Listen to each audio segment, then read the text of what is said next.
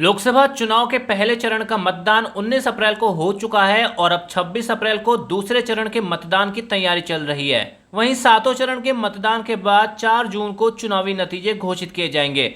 इस बीच पहले चरण में मतदान के बाद जब प्रत्याशी और लोकसभा क्षेत्र के लोग बेसब्री से 4 जून के दिन का इंतजार कर रहे हैं, तो एक खबर ने सबको सोचने पर मजबूर कर दिया है कि आखिर अब आगे क्या होगा।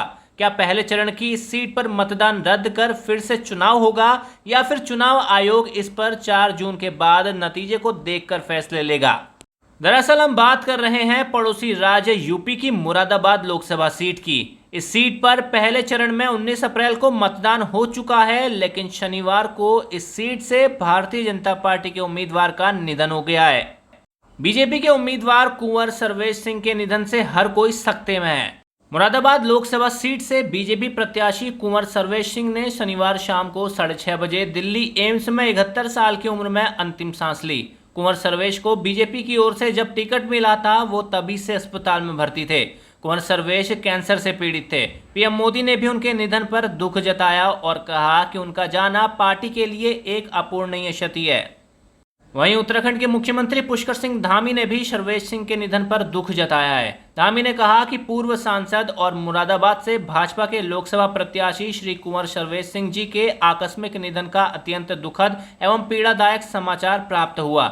ईश्वर से प्रार्थना है कि पुण्यात्मा को श्री चरणों में स्थान एवं शोक संतप्त परिजनों समर्थकों को ये दुख सहन करने की शक्ति प्रदान करे।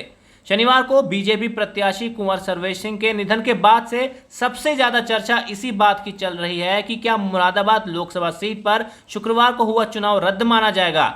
इस सीट पर उपचुनाव कराए जाने को लेकर भी संभावनाएं जताई जा रही हैं। हालांकि राजनीतिक विशेषज्ञ इन चर्चाओं को बहुत जल्दी नतीजे पर पहुंचना मान रहे हैं। एक्सपर्ट्स कह रहे हैं कि इसके लिए मतगणना के दिन तक रुकना ही विकल्प है।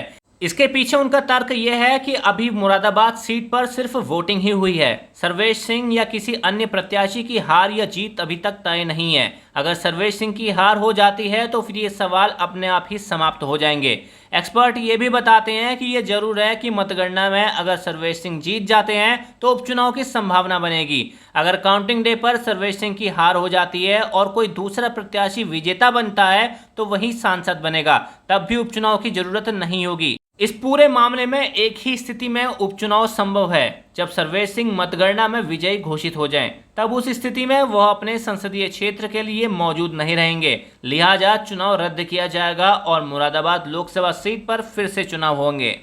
मुरादाबाद में अभी जो स्थिति बनी है, साल 1991 के आम चुनाव में भी ठीक इसी तरह की परिस्थितियां बनी थी। उस समय बिहार की आरा लोकसभा सीट के एक प्रत्याशी का निधन हो गया था। बिहार की आरा लोकसभा सीट से निर्दलीय प्रत्याशी के तौर पर मैदान में उतरे थे सूर्यदेव सिंह। वो 4 बार के विधायक थे और इस बार बतौर सांसद ही अपनी पारी खेलने के लिए मैदान में थे। सूर्यदेव सिंह की जीत के कयास लग रहे थे, लेकिन दुर्योग देखिए कि परिणाम आने से पहले पैतृक गांव में ही हृदय गति रुक जाने से उनका निधन हो गया। ऐसे में आरा सीट पर हुई वोटिंग को रद्द नहीं किया गया, बल्कि मतगणना हुई। काउंटिंग के दिन उपचुनाव की चर्चा चल रही थी, लेकिन सूर्यदेव सिंह की हार हुई थी। जब नतीजे आए तो रामलखन सिंह यादव, जो कि जनता दल से उम्मीदवार थे, वो जीत गए थे। बहरहाल इस पर फैसला चुनाव आयोग को लेना है और फिलहाल तो सबको मतगणना के दिन यानी कि 4 जून का इंतजार है। ऐसे में देखना यह होगा कि 4 जून को मुरादाबाद सीट पर ईवीएम से जनता का क्या फैसला बाहर आता है।